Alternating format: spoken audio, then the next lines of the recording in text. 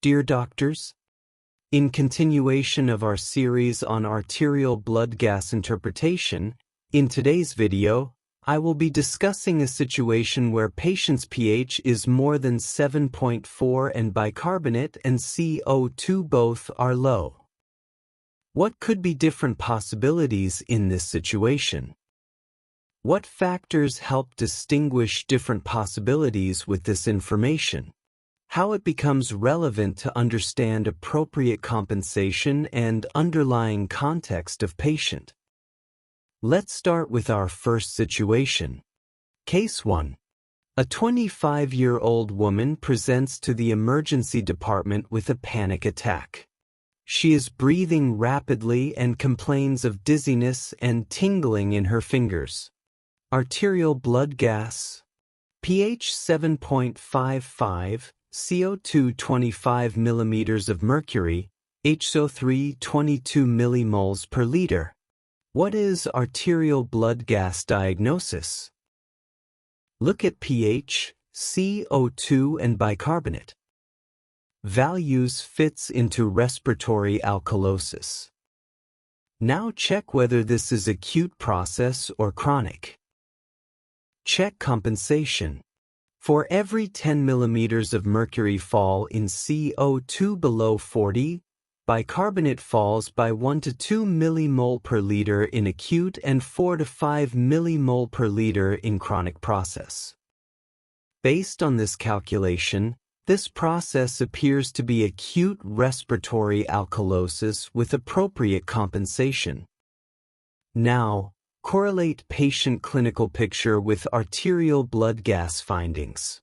The findings are consistent with patient clinical picture as she presented in a panic attack. Now look at case 2. A 32-year-old woman is 28 weeks pregnant and is otherwise healthy.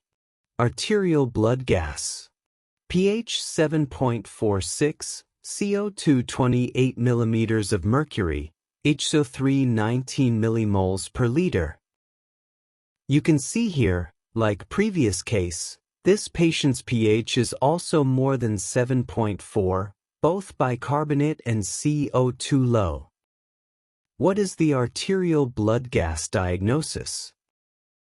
Based on analysis, this is respiratory alkalosis.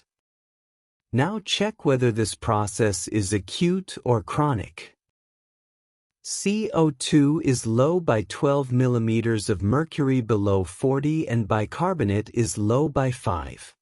Based on this, it appears to be chronic respiratory alkalosis with almost appropriate compensation. Now, correlate this arterial blood gas findings with patient's clinical picture and check whether it fits into patient's clinical picture or not. As this patient is 28 weeks pregnant without any other medical problem, it may cause chronic respiratory alkalosis. So it fits into patient's clinical picture. When acute process moves towards chronicity, pH moves towards normal. Now look at third case. A 24-year-old patient who presented in septic shock. Arterial blood gas, pH 7.45, CO2 20 millimeters of mercury, HCO3 13 millimoles per liter. What is arterial blood gas diagnosis? Look at pH. It is more than 7.4 at 7.45, almost normal. Does it mean ABG is normal since pH is normal? Look at CO2 and bicarbonate. CO2 and bicarbonate both are low. Diagnosis appears to be primary respiratory alkalosis. Now look whether the process is acute or chronic. As bicarbonate is 13 millimole per liter and CO2 is 20, it does not correlate with acute respiratory alkalosis as bicarbonate is way too low for acute respiratory alkalosis. Now look whether it is chronic respiratory alkalosis. Here CO2 is low by 20 millimeters of mercury from baseline value of 40.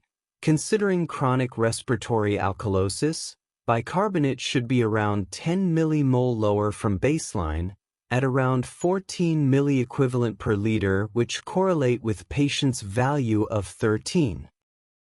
So, what is the arterial blood gas diagnosis? Is it chronic respiratory alkalosis? Now correlate arterial blood gas diagnosis with patient's clinical picture. Patient is in septic shock. This process is most likely acute process because of sepsis, so most likely possibility is acute respiratory alkalosis, and for acute respiratory alkalosis, bicarbonate is way too low. Lowering of bicarbonate can be explained by combined metabolic acidosis in the setting of septic shock by accumulation of lactic acid. So, the diagnosis of this patient is combined primary acute respiratory alkalosis with primary metabolic acidosis subsequent to septic shock.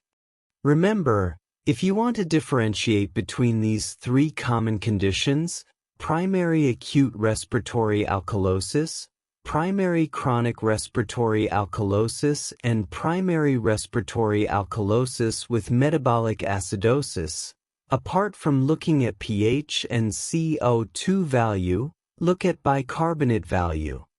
Most importantly, look at underlying condition causing acid-base disturbance and correlate arterial blood gas with patient's clinical picture.